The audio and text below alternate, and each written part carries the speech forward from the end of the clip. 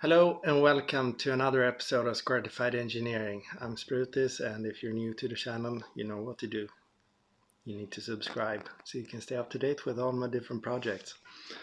So it's a Supra segment, but I'm not in the garage. I had to help my parents who are installing new windows in the house where my sister lives, so I had to help them remove a window, basically. So it would be a bit too much back and forth after work. It's already 7 o'clock in the evening and I'm starting to get hungry, so it wouldn't been a good super episode, but I managed to pick up a package. And for those of you who have a Supra and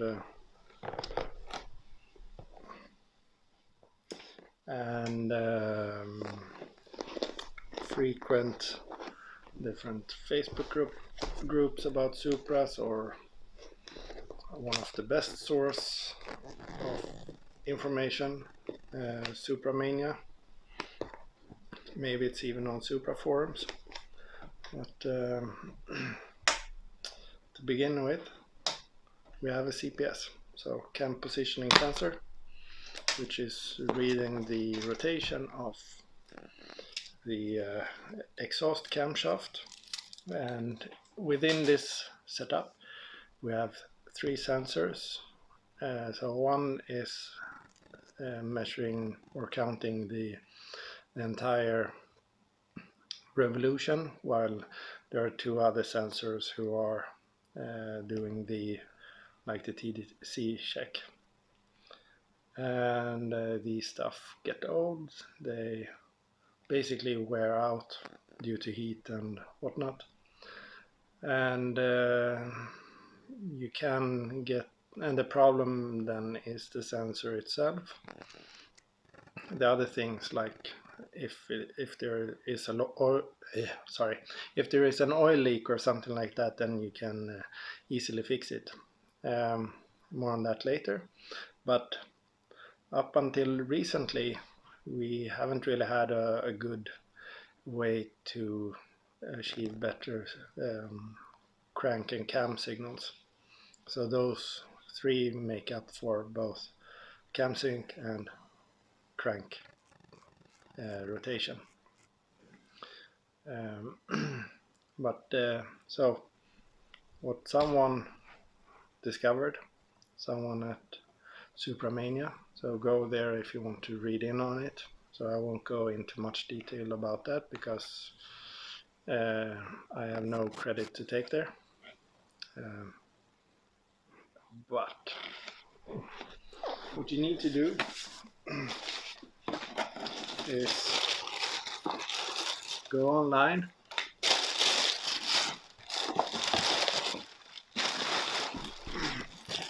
and grab yourself one of these. So this is the equivalent sensor, the crank positioning sensor, and this is the one for Toyota 4Runner. Let me just have a look. So it's Toyota 4Runner for the 3 liter V6 3VZE 1988 to 1991.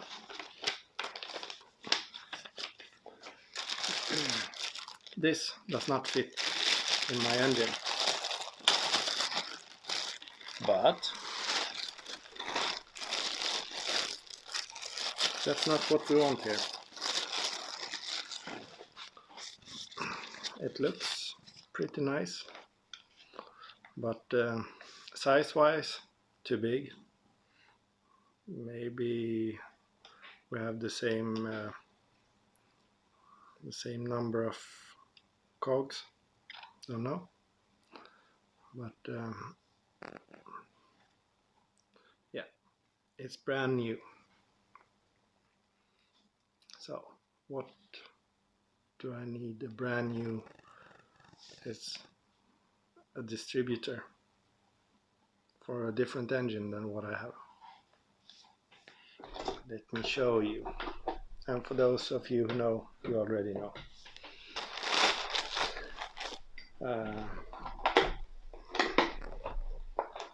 You need to go inside. So take a screwdriver and we need to open this up.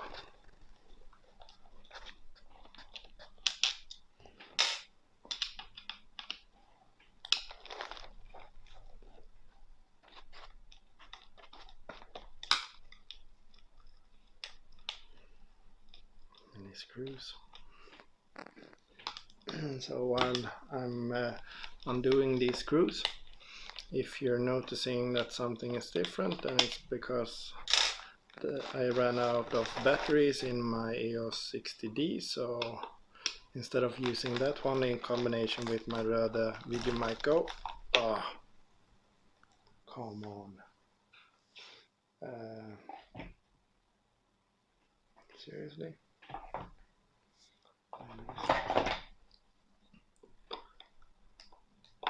No. How about this one? So instead I have reverted back to my Huawei P30 Pro. I think I set it to record in 4K.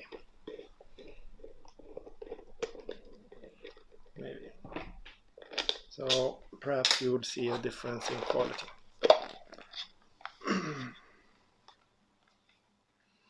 Just a distributor cap. We don't need that. Here is the interesting part. So it's built up the same way as the one in the Supra. So in here we have a total of 3 sensors. 2 of them look the same and 1 of them does not. The odd one is then for the complete revolution, and the pair is then for the sync.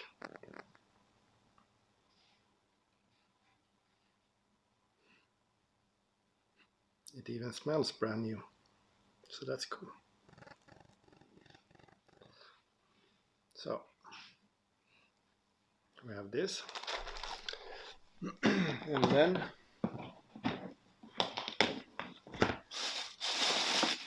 we have this.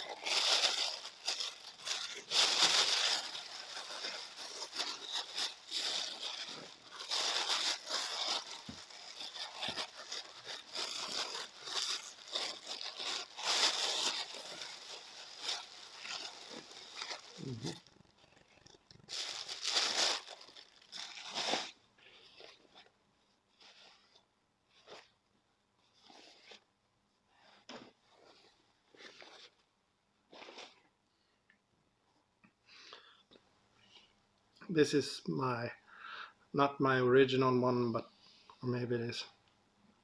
Maybe I bought it extra, but as you can see it's flat black or matte black, which means I've already done some work to this. And what I've done is I've taken it completely apart and I sandblasted the housing, painted it. So when taking it apart, you need to remove the sprint here to get the cog wheel out. Then you push out the shaft and then you get both wheels inside here. These wheels are then you don't do anything with those, but then you need one brand new seal here, one brand new O-ring, and one brand new seal inside here. And as you can see, I'm using a different wire. This one is fully shielded. You can also see that I'm missing a sensor here. That's because I only need one for crank and one for sync. And the reason why I have used shielded wires or cables as far as possible is because of noise. These are VR sensors, variable reluctor. You have this type, and then you normally have Hall effect sensors where you put on a 5 volts to sort of lift up the signal from the trash. So in order to get a clean signal with a VR sensor, you basically need a shielded cable. So then you ask me, well, why don't Toyota do the same? It's because they have special circuits inside the ECU which will filter the signals in a good way, or in the correct way. As they are the ones who developed this, then they know how to work with it, with the signals they get from here. So they can easily make a circuit for that.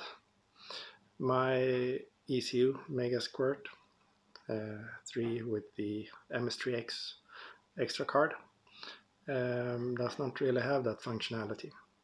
And stock, or originally, the Mega Squirt has 2 trim pots for you to use to sort of change the signal. I have upgraded that thanks to Fred at DUI-EFI.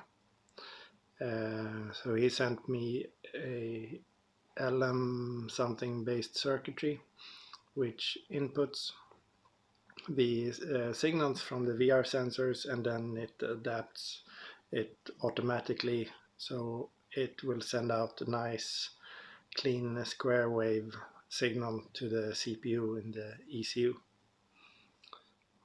So but to improve on that further, then I need shielded cables. And if you're doing the same, remember that you shouldn't connect the shield in both ends. Then you will change the potential of the voltage, and that's no good. So only connect it at the ECU end and leave it open near the sensor or whatever. So if we look here, maybe you can't really see it, but the sync wheel is pretty much the same.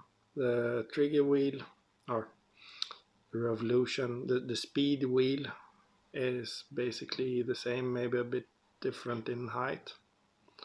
The footprint of the sensors look very much the same. And since I only need 2 sensors, I will have 1 spare. So so I need to redo my fine stuff here. This grommet, it's actually split open underneath, pending installation. That's when I was planning on gluing it back together. So I will be able to remove the wiring and the sensors in one package. So that's what I think I will do. So in case, because I have of course a CPS on the engine right now, then I can take these sensors and pop them in that one, so I have a backup CPS. But hopefully with this it won't be necessary. So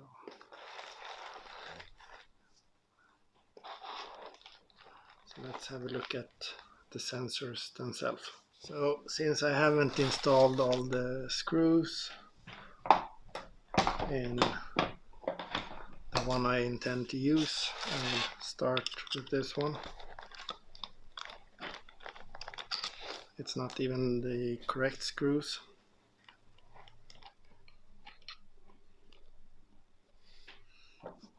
I'm just gonna take a photo of this first.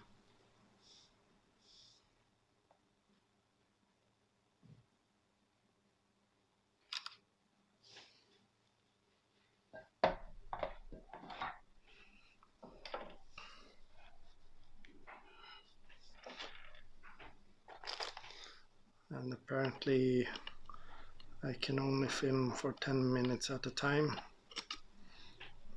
So I have my other phone to check on the time.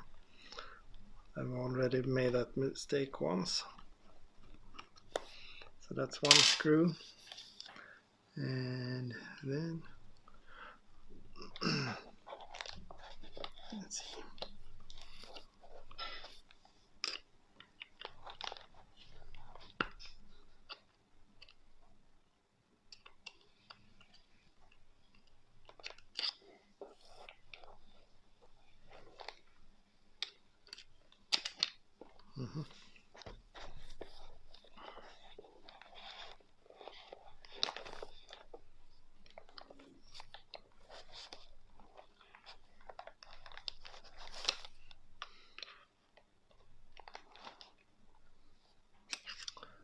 So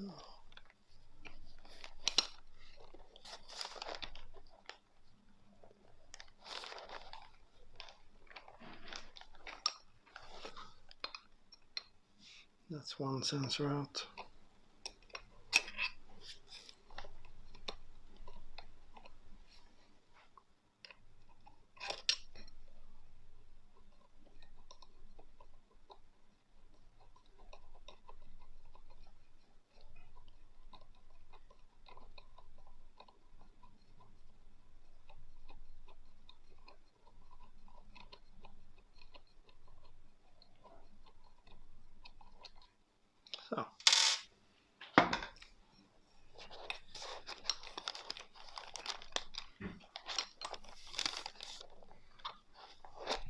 So there we have that.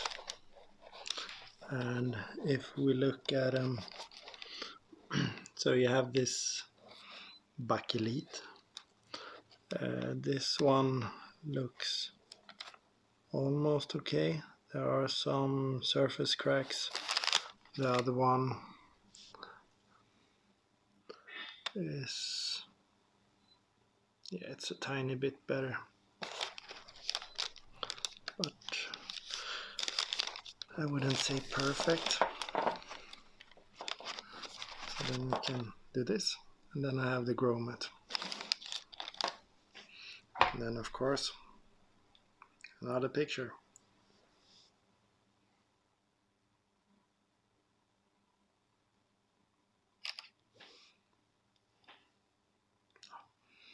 Let's take another one.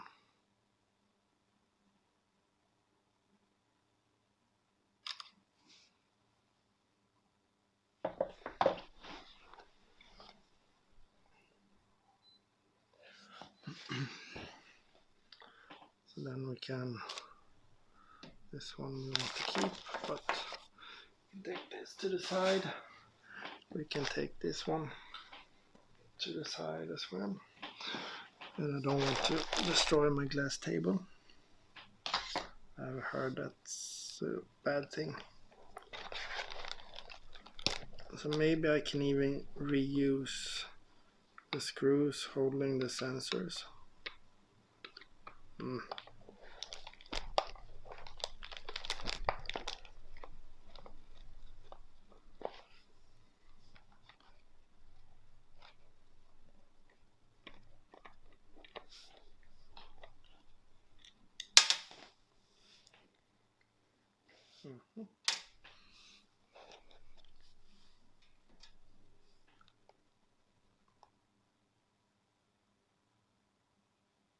Yeah, it's the same thread, same pitch, same diameter.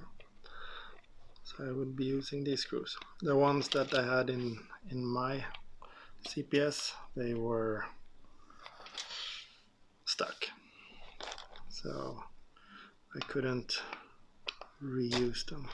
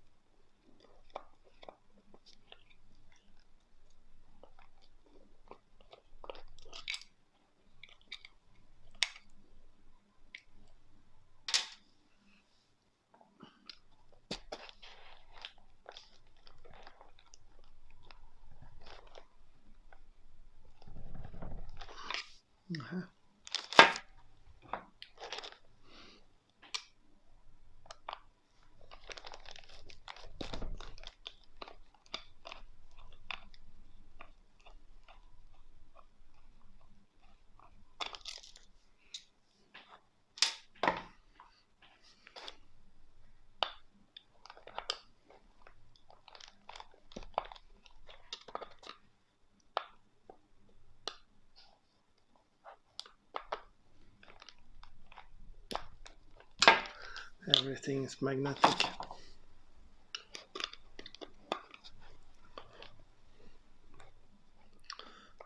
There are a few decals saying warranty void if removed. So I guess we need to cut around those.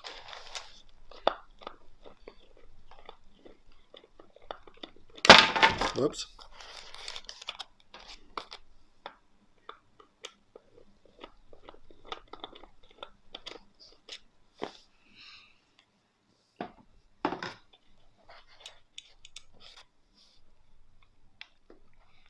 Let's see. One sensor.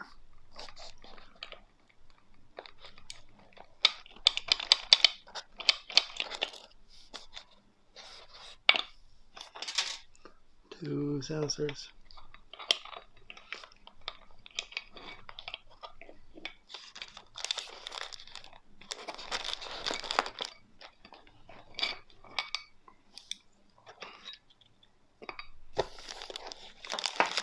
So here we have them. Three nice sensors. And then this. Yeah.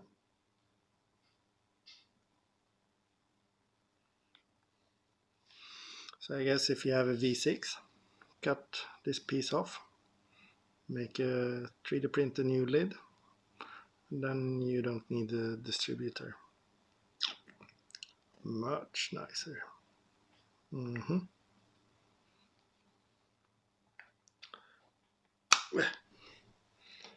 Okay.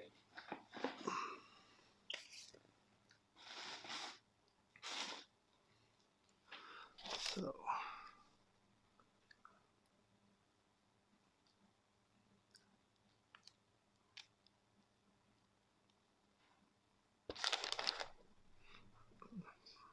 technically I haven't removed the sticker, it's still attached.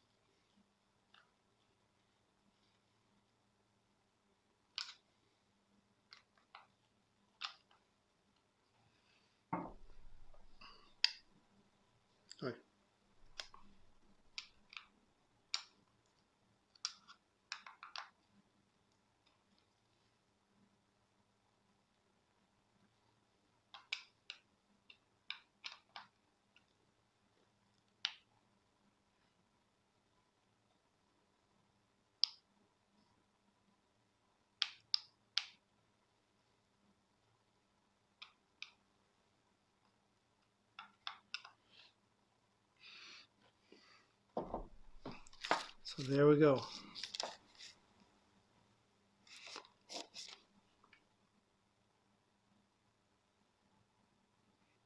How nice is that?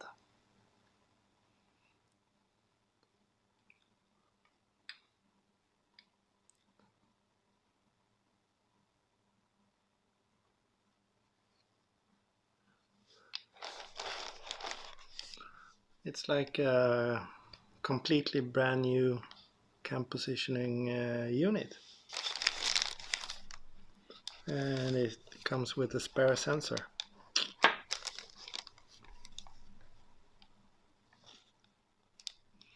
The brackets on those are the same.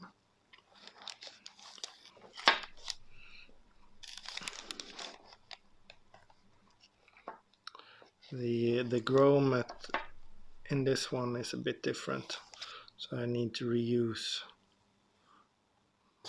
my stock one,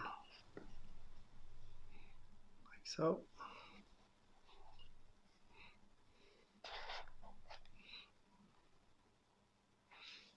And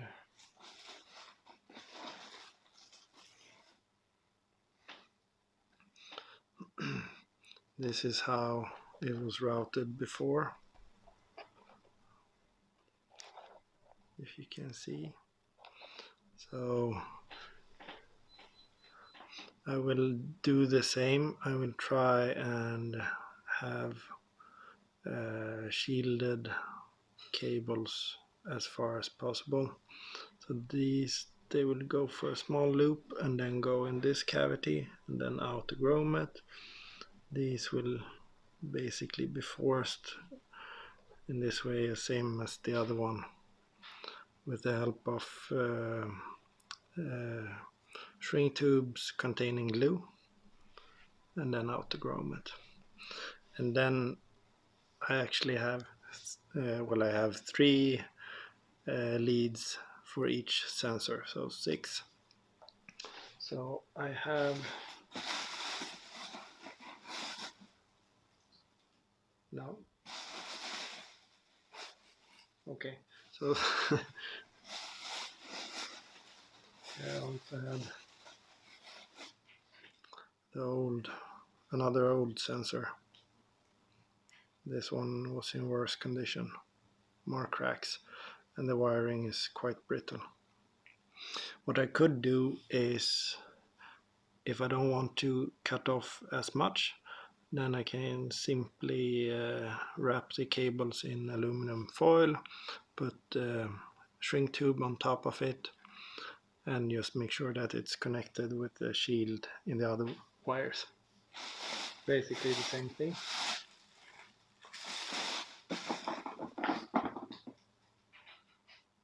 Yeah, well, somewhere I have a connector with 6 pins, which I will be using, so that I can transfer the shield in the over the connector. But, in order to make this possible, I will actually cut these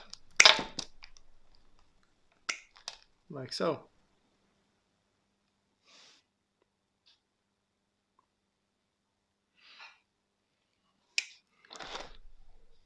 So then I can put this one back.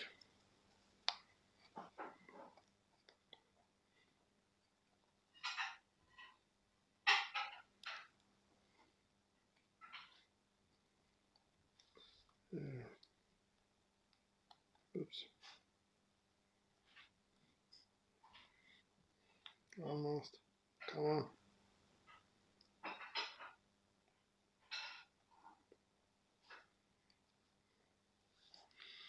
Yeah, something like that.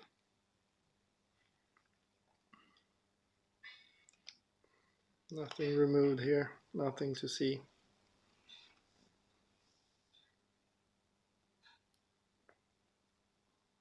Still has warranty. I think so, at least. And now I can put this to the side without worrying about destroying stuff.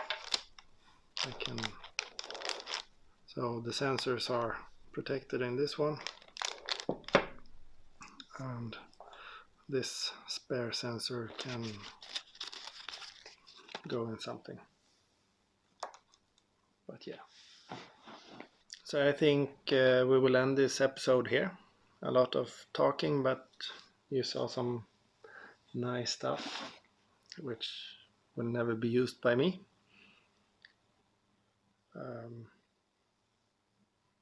This was interesting. There is a hole here, and let's see, the drain hole is, oh yeah, of course, this would be inside the engine, so it picks up oil here to lube the shaft. It's interesting. I wonder if the My has to have that. No, not really. No. Oh well. At least I have brand new sensors. I might as well give you a sneak peek of this. More Chinese stuff, like so. So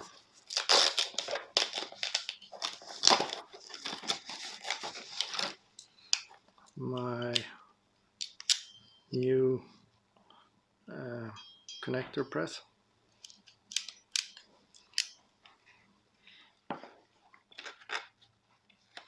The SN28B.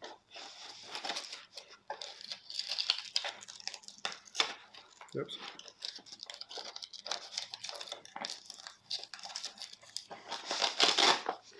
But it comes with a lot of different jaws for different pins. Perfect. It looks like someone wants to eat. But, I think we are finished here. So we will continue with this in another episode. I will install this during the winter at least. I have a lot of stuff to install during the winter. This is one of them. But yeah, remember to check out supramania.com, the forums, where you can find more information about this. I will try and put some links in the description.